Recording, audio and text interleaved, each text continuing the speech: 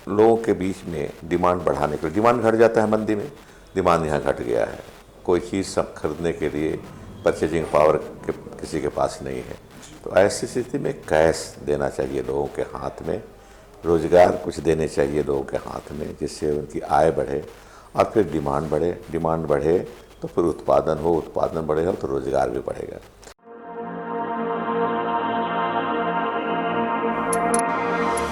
नमस्कार दोस्तों, स्वागत है आपका द न्यूज मिर्ची सीधी बात तीखी बात में। मैं हूं मयंक सिंह और आज हमारे साथ झारखंड के फाइनेंस मिनिस्टर श्री रामेश्वर उरांव जी मौजूद हैं। आज मैं आप सभी को बता दूं कि हमारे पूर्व प्रधानमंत्री डॉक्टर मनमोहन सिंह जी का 88 आज जन्म दिवस है।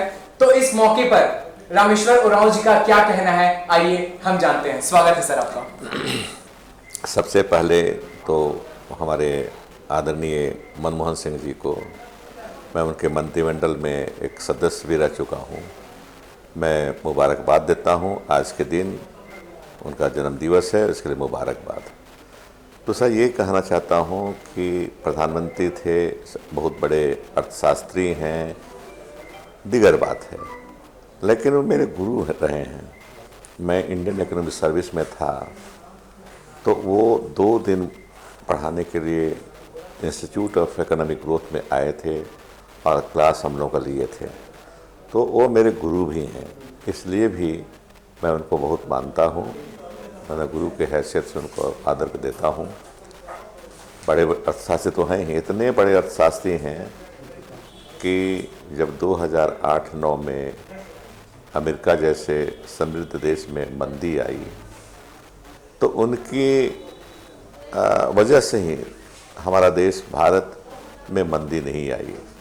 उन्होंने ऐसे कुछ काम किए, ऐसे कुछ नीतियां बनाई कि हमारे भारत में मंदी नहीं आ सकी।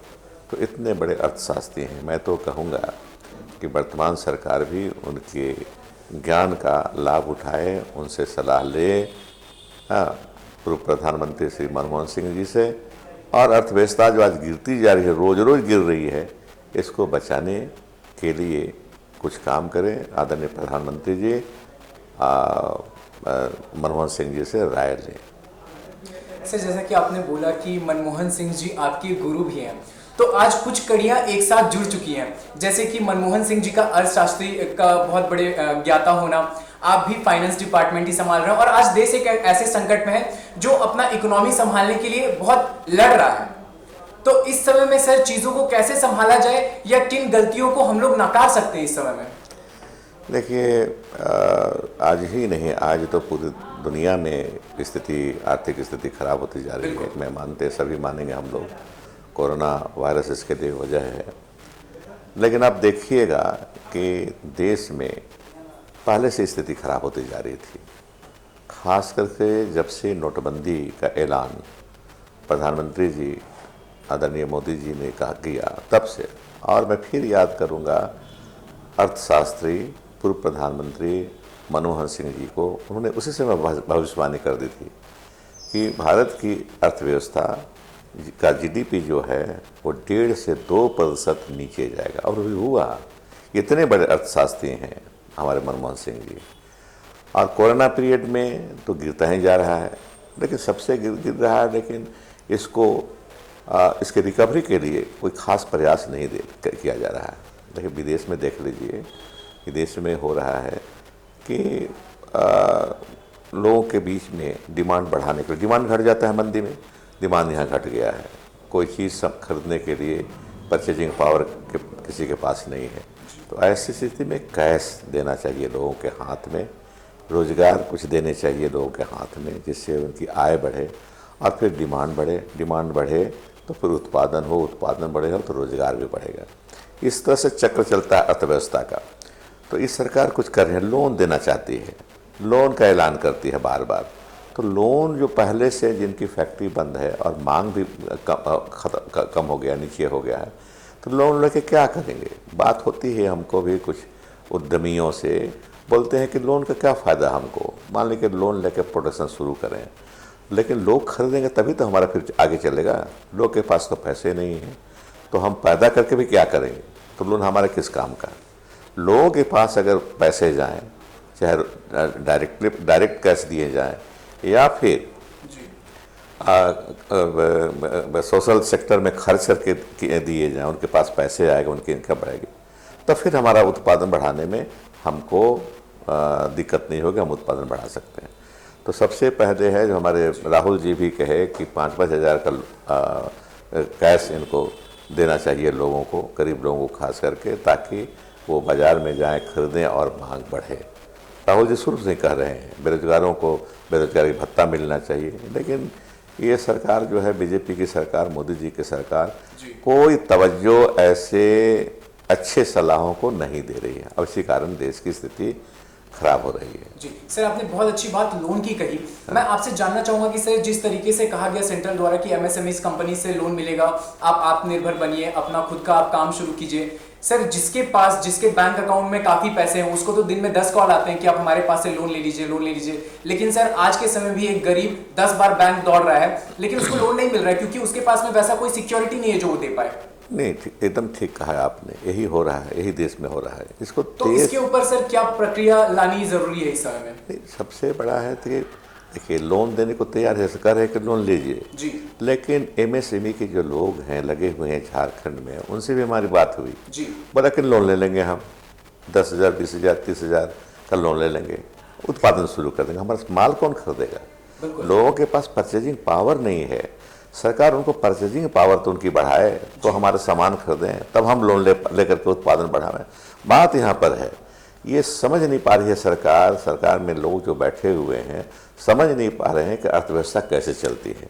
मनमोहन सिंह जी इसको समझा चुके हैं सरकार को, राहुल जी भी, हम लोग भी बराबर, कांग्रेस पार्टी बराबर, सोनिया जी भी कही हैं इस बात को कि डिमांड बढ़ाने के लिए लोगों के पास कैश होना चाहिए, कैश दीजिए उनको, डायरेक्ट दीजिए कैश उनको, लेकिन सरकार सुनती नहीं है, लोन की बात करती है, ये दिक्कत है। सर कुछ समय पहले माननीय राहुल जी ने एक एपिसोड में, उनका एक एपिसोड आता है उसमें उन्होंने कहा कि हमारे देश की जो असंगठित व्यवस्था है अगर वो मजबूत रहेगी तो हमारे देश ऐसे जो आर्थिक दंगे है उससे लड़ने में मजबूत रहेगा, लेकिन इस देश की असंगठित व्यवस्था उतनी अच्छी नहीं है। तो सर इसके ऊपर आपका क्या विचार है? नहीं, उन्होंने ठीक कहा, वो हम पूरे देश का ही विचार है। उन्होंने जो, वो हमारे नेता हैं, वो हमारे विचारों का जो कलेक्शन होता है, संकलन होता है, उसी बात को बोलते हैं। वर्तमान जो हालात है उसी के बात में राहुल जी बोलते हैं, खासियत उनकी है। सोनिया जी की भी खासियत है कि वही बात बोलते हैं जो देश जिस दौर से देश गुजर रहा है। अब असंगठित यहाँ पर अर्थव्यवस्था यहाँ का है, ज़्यादा संख्या उसी की है, तो उस पर ध्यान नहीं दीजिएगा। असंगठित मजदूर हैं, उनको कोई काम आज नहीं है। असंगठित अर्थव्यवस्था है, उस पर ध्यान सरकार नहीं दे पाती, उसको बढ़ाने के लिए, उसको उन्नत करने के लिए कोई काम नहीं करती, इसलिए दुरावस्था में हम हैं। हमारी जो स्थिति खराब हो रही है, एक कारण है। सर इस समय में शुरुआत में जैसे ही कोरोना काल आया तो उस समय में लोग काफ़ी जागरूक थे, हमें संभल के रहना है, बच के रहना है। लेकिन आज के दौर में जब एक दिन में झारखंड में लगभग 800 से 900 पॉजिटिव मरीज निकल रहे हैं रोज, इस समय में सर सबकी जो अर्थव्यवस्था है वो भी कमज़ोर हो गई है, आर्थिक रूप से लोग कमज़ोर होते जा रहे हैं। इस समय में क्या ज़रूरी आपको लगता है कि किस पे ध्यान देना चाहिए? देखिए, इसमें है कि हमको सावधान रहना पड़ेगा, हम सभी को, झारखंड के लोगों को, झारखंड के नर नारियों को, बच्चों को, देश के नर नारियों को, बच्चों को, हमको सावधान रहना पड़ेगा। जो इसके अभी कोई दवा तो इसका है नहीं कि इलाज इसका किया जाए, दवा दिया जाए। इसका जो परहेज है वही इसकी दवा है। परहेज क्या है कि एक दूसरे से अलग रहिए, सोशल डिस्टेंसिंग जिसको कहते हैं कि कीजिए, बराबर साफ़ सफाई रखिए, घर का, अपने शरीर का भी साफ़ सफाई रखिए। फिर जो दूरी बना के रखिए कि ये व्यवस्थाएं हैं, जो परहेज करने की व्यवस्था है, जो बताते हैं, हू ने बताया या डॉक्टर हमारे बताते हैं कि ये इसको करना है, गर्म पानी पीजिए, है ना, गर्म पानी पर करके पीजिए। ये सब व्यवस्थाएं जो हैं, हाथ धोइए, बराबर व्यवस्थाएं हैं, इसको हम अगर करते जाएं तो बीमारी नहीं ज़्यादा फैलेगी, इससे हम बच सकेंगे, हम बचेंगे और दूसरे को भी इन्फेक्टेड होने से बचाएंगे वहाँ पर। बिल्कुल सर, शारीरिक रूप से तो आपने बहुत अच्छे से चीज़ों को समझाया। सर आर्थिक रूप से किस तरह हम लोग लोगों तक पहुँच रहे हैं, लोगों की स्थिति को संभाल रहे हैं? आर्थिक ढंग से देखिए, एक क्षेत्र तो हमारा सरकार भी है और लोग खुद इसमें हैं, वो है एग्रीकल्चर सेक्टर। बिल्कुल। एग्रीकल्चर में संभला हुआ है और मैं आपके माध्यम से ये बताना चाहूँगा, बिल्कुल। देश को बताना चाहूँगा, अपने सरकार के लोगों को भी बताना चाहूँगा और भारत सरकार से भी गुजारिश करना चाहूँगा कि ध्यान दीजिए कृषि को, है ना। जी। ये कृषि हमारे देश को, हमारा रीढ़ है हमारे देश की अर्थव्यवस्था की, इसको मजबूत कीजिए। उसको ढील देते हैं। अभी दुर्भाग्य है कि ऐसा बिल अभी आया है जो फार्मर के खिलाफ है, किसानों के खिलाफ है। ऐसा नहीं होना, इस पीरियड में नहीं आना चाहिए इस बिल को। सब ऐसे ही तबाह हैं लोग और उसमें इस तरह का बिल लाइए जिससे हानि ही हानि है किसानों को। इसलिए किसान जो हैं आंदोलित हैं, उद्वेलित हैं किसान लोग और सड़क पर उतर रहे हैं, रेल रोको अभियान चला रहे हैं। ये मौका नहीं था, ये समय नहीं था इस कानून को लाने का। किसानों को मदद करना है हम लोगों को। सर, इस समय में कांग्रेस किसानों के साथ खड़ी होगी? खड़ी है, एकदम खड़ी है, वही तो शुरू किए हम। किस तरीके से किसानों की सहायता किया जा सकता है आगे चल के? देखिए, किसानों के से हमारी सरकार, तो हम अपनी सरकार के बारे में बोलेंगे। जी सर। हम अपना जो खाद बीज दिए हैं, अभी हम लोग खाद भी दिए हैं, बीज भी दिए हैं। खाद की किल्लत हो रही थी तो बाहर से मंगा करके, भारत सरकार ही देती है खाद मंगा करके, और इसको सुचारू रूप से इसका वितरण जो है गांव-गांव में कराने के हम लोग उपाय किए हैं। ये है। और इसके बाद मार्केटिंग का भी हम लोग व्यवस्था करेंगे। जब इसका फसल कटेगी तो इसका मार्केटिंग होगा। एक तो अपने ही अभी जो धान का प्रोक्योरमेंट है, पैडी प्रोक्योरमेंट, उसको हम लोग करेंगे। इस साल ज़्यादा बढ़ा के करेंगे ताकि अधिक से अधिक इनको मूल्य मिल सके। पहले तो बेस हमारा रहता है MSP, मिनिमम सपोर्ट प्राइस, उतना तो देंगे। राज्य सरकार अपनी ओर से बोनस भी देगी इनको, ताकि भारत सरकार द्वारा निर्धारित मूल्य से अधिक इनको मिल सके। तो ये हम किसानों करने जा रहे हैं। फिर जहाँ वो बेचना चाहेंगे, मंडी ठीक करेंगे हम। झारखंड में जो मंडियाँ हैं, जो ये जो कृषि बाजार हैं, उनको ठीक ढंग से, जो कमी जो है उसको इस पीरियड में दूर करेंगे हम लोग। सहकारिता को भी करेंगे हम लोग। पैक्स वगैरह, लैंप्स वगैरह जो खरीदते हैं तो अनाज, उसको दुरुस्त करेंगे हम लोग। जहाँ जहाँ गोडाउन है, अगर दिक्कत है गोडाउन के, तो उसको भी बनाने की कोशिश करेंगे, मरम्मती करने की कोशिश करेंगे ताकि अनाज को रखा जा सके, भंडारण हो सके। सर, एक आखिरी प्रश्न। सर, बिहार चुनाव के डेट्स बोल दिया गया है, डिक्लेयर कर दिया गया है, तो जो बिहार में चुनाव है उसको लेकर के आपकी क्या उम्मीदें हैं सर? देखिए, बिहार में तो जो उम्मीदें ये हैं कि लोगों से बात होती थी। मैं तो बिहार में ही रहता था पहले, झारखंड बनने के पहले तो मेरी पोस्टिंग उधर ही ज़्यादा रहती थी, मैं सर्विस में था। लोगों से बात होती है, राजनीतिज्ञों से भी बात होती है, आम लोगों से भी बात होती है, जो जागरूक अपने को समझते हैं राजनीतिक रूप से, उनसे भी बात हमारी होती रहती है। देखिए, अब क्या होगा उस समय कहना मुश्किल है, लेकिन अभी जो सरकार है नीतीश जी की, बहुत अनपॉपुलर है, बहुत अनपॉपुलर है। हाथ पर मार रही है सरकार, अपनी जगह पर है। लेकिन सबसे ज़्यादा इनको बदनामी मिली थी सरकार को, प्रवासी मजदूर सब बाहर से आ रहे थे, तो बाहर से आने वाला को रोक दिए और कई दिनों तक बाहर, कई लोग जगह जगह से फ़ोन करता था कि देखिए, आप लोग तो विशेष ट्रेन का व्यवस्था करके मंगा रहे हैं, जहाज़ से मंगा रहे हैं। अब बिहार सरकार है वो देखिए उल्टा कर रही है। बाहर से आए हुए हैं, बॉर्डर में लोग खड़े हैं, बस में बैठे हुए हैं, 3 दिन से वहीं पड़े हुए हैं। इस तरह का सुनाई पड़ता था। फिर किसानों के पक्ष में भी कोई काम खास नहीं हुआ। वहाँ कृषि बाजार को ख़त्म कर दिया इन्होंने।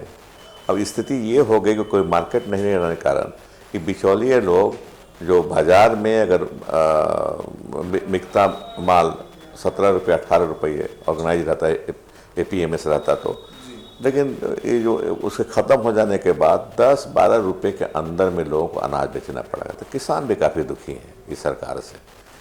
और रोज़गार तो नामक चीज़ वहाँ है नहीं बिहार में, तो इसलिए भी दुखी हैं लोग। कोई रोज़गार नहीं है, कृषि के क्षेत्र में दिक्कतें हो रही हैं, मार्केटिंग बंद करने का कारण, कृषि बाज़ार को बंद करने के कारण, मंडी को ख़त्म करने के कारण।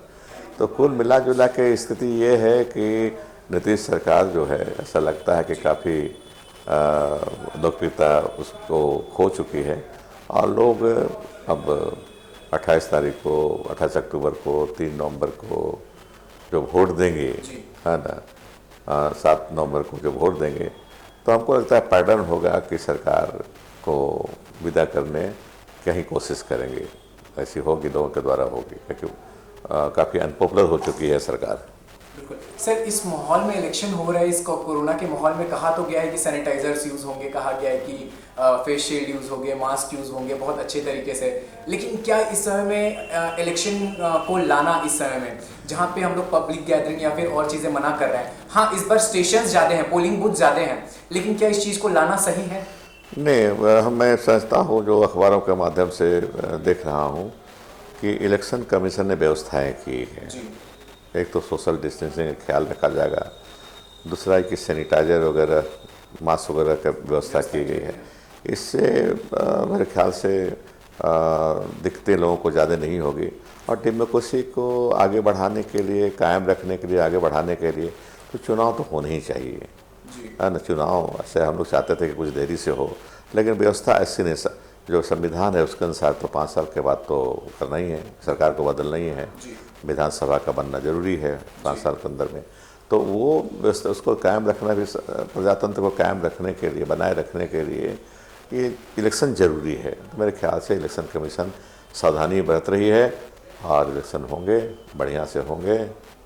बिल्कुल सर, इस माहौल में एक आखिरी चीज़ कि इस माहौल में अगर आपको केंद्र को कुछ सजेशन देना हो, कुछ संदेश देना हो जो इस समय में वो ठीक करे, मोदी जी से अगर कुछ आपको कहना हो, तो वो चीज़ क्या होगी सर? मैं ये कहूँगा कि मोदी जी प्रजातंत्र पर विश्वास करें, संघीय ढांचा पर विश्वास करें, फैसला लेने के पहले राज्यों से पूछ लें, लोगों से पूछ लें। अगर लोग विरोध कर रहे हैं तो कदम पीछे हटा लें और लोगों की बात सुनें। ये देश लोगों के लिए है, सरकार के लिए नहीं है। कुछ ही सरकार के, हम भी सरकार चला रहे हैं झारखंड में, तो हमारे लिए नहीं है, मंत्रियों के लिए नहीं है, ब्यूरोक्रेसी के लिए नहीं है, ये लोगों के लिए। हमको देखना है, कोई नीति बना रहे हैं तो लोगों पर क्या असर पड़ेगा, अनुकूल असर पड़ेगा कि प्रतिकूल असर पड़ेगा, ये देखना है। यहाँ क्या हो रहा है, भारत सरकार जो कर रही है ये मनमानी कर रही है, लोगों से पूछ नहीं रहे, लोगों को ये नहीं बने, ये अपना, और स्पष्ट हो गया है कि कुछ लोगों का इंटरेस्ट सर्व करने के लिए भारत सरकार काम करती है ना। अब जीएसटी का कोई ज़रूरत नहीं थी, है ना, वो ज़रूरत नहीं थी, है ना। अब जो हमारा राज्यों का आपने आय का स्रोत ख़त्म कर दिया, और आज कहते हैं एक्ट ऑफ गॉड है ये, है ना, घाटा हो रहा है ना। ऐसी स्थिति क्यों पैदा होने जा रही? देश को आप बचाइए। आप थ्योरी लेके कि 1 नेशन 1 टैक्सेशन, 1 नेशन 1 मार्केट, ये सब बेकार चीज़ है। ये अलग अलग राज्य हैं, अलग अलग भाषाएं हैं, अलग अलग धर्म के लोग यहाँ रहते हैं। यहाँ मल्टीप्लिसिटी जो वो तो यहाँ की खूबसूरती है, वो गलत नहीं है।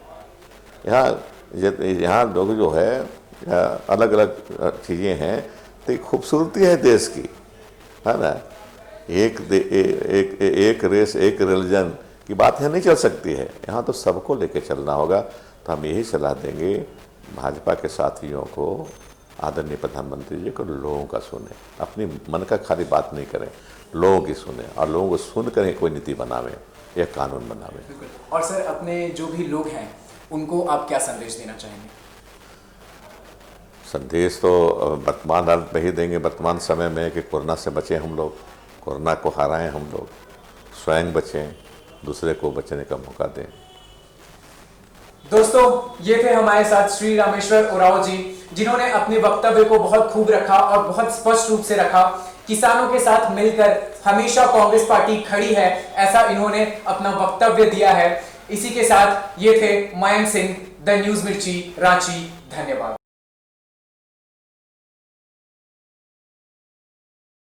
ऐसे ही सीधी और तीखी न्यूज के लिए YouTube पे जाकर के द न्यूज मिर्ची चैनल को सब्सक्राइब करें और लेटेस्ट अपडेट के लिए बेल आइकन को दबाना बिल्कुल ना भूलें।